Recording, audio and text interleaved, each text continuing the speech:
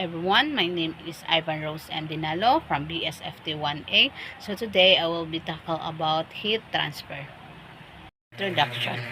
Heat always moves from a warmer place to a cooler place.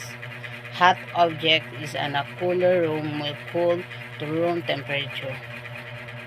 Cold object is a warmer room will heat up to room temperature.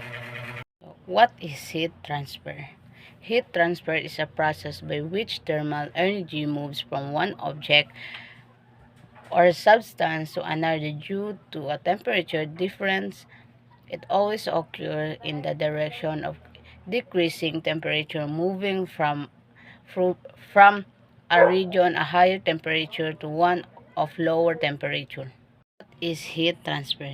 Heat energy always moves from a warmer substance to a cooler substance.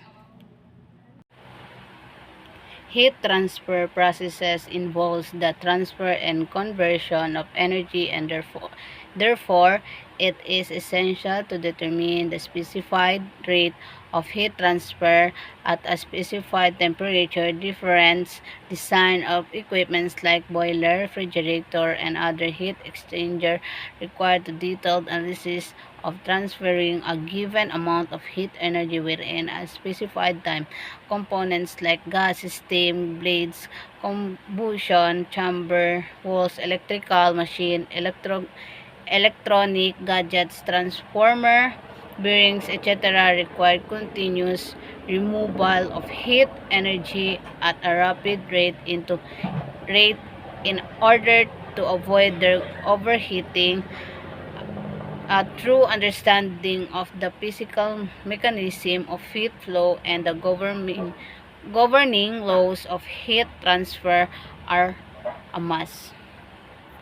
Modes of heat transfer. The heat transfer processes have been categorized into three basic modes: conduction, convection, and radiation. Modes of heat transfer. Conduction.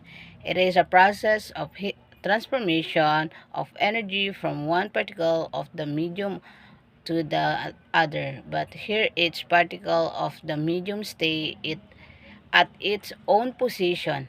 In physics and chemistry, the meaning of conduction is understood mainly as the transfer of heat energy or an electric charge through a material. Conduction can occur or solid, liquids, and gases. Convection. Warm fluids rise, cool down, sink, and then are warmed again. Convection happens in liquids and gases like water and air. Here's how it works. Number one, when air or liquid gets warm, it becomes lighter and rises. When it cools down, it becomes heavier and sinks. Number three, then it gets warm again and rises once more. This creates a cycle called convection current. The picture, red arrow going up, blue going down, show its cycle. Radiation. There is no direct contact between the substance. Example, the sun and earth. Heat from the sun radiates through the vacuum of space and reaches the earth. There is no air in space, so heat cannot move by conduction or convection. Only radiation works. Why we need heat transfer?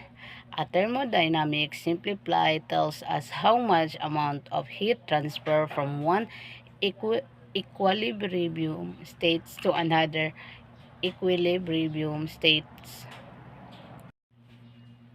What is specific heat capacity?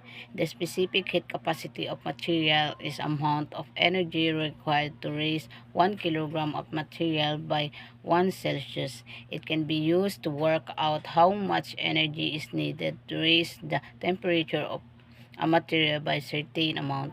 Energy equals mass, specific heat capacity, temperature change. Energy is measured in joules, mass is measured in kilogram, temperature change is measured in Celsius, specific heat capacity is measured in joules, kilogram to kilogram Celsius. Specific heat capacity example. Using the specific heat capacity of water is 4,200 joules kilogram Celsius. How much energy is needed to increase the temperature of 600 kilogram of water by 80 Celsius in a kettle? Note, mass equals 600 kilogram equals 0.6 kilogram. Energy equals mass specific heat capacity of temperature change. So energy equals to 0.6 times 4,200 times 880 is equals 200 1,600 joules. So that's all. Thank you.